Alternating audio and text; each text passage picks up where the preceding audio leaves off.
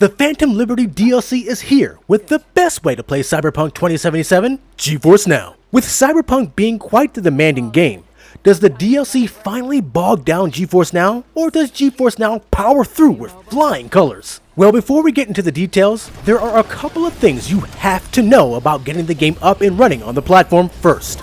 Let's hack in. Will you just die? NVIDIA rushed to get this out on GeForce Now, so running the game is not straightforward. You'll have to do a couple of things to get the DLC running properly. The full NVIDIA support documentation link on this will be in the description. First thing is for Ultimate users. Make sure you turn off the saving the in-game graphics settings in the GeForce Now app.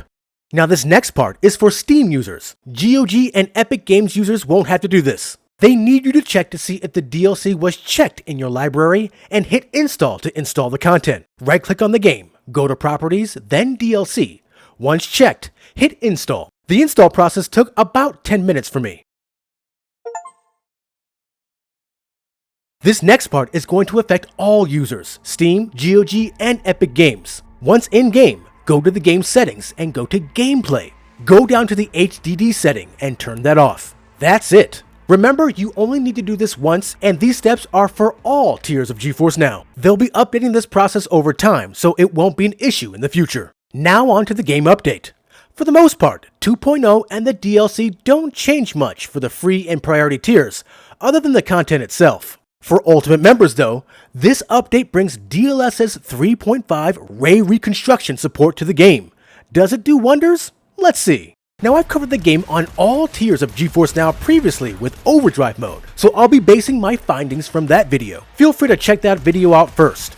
Now I won't go into major detail like I did with the other video because honestly, most things are exactly the same. I played in 4K and I started at the Ray Tracing Ultra preset, and as I said before, things look great with these settings. I hit just under 120 FPS most of the time. I'm really comfortable here. But the new DLSS 3.5 ray reconstruction feature is activated with path tracing, aka overdrive mode. Is the ray reconstruction feature really worth it?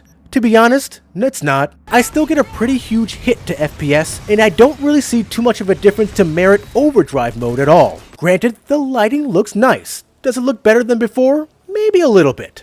I'm gonna need one of these umbrellas for sure. I'll admit I was expecting a lot better frames. Things got cut in half here again as I did with the previous video. Now outside during the day is a bit of a different story. I was actually able to hit above 120 FPS on the Ray Tracing Ultra preset and around 100 FPS with overdrive. Things might be improving a little bit, but not a ton. It's good progress though.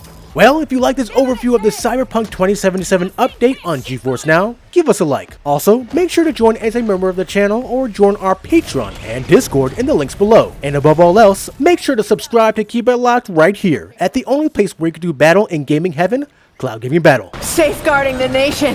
My ass.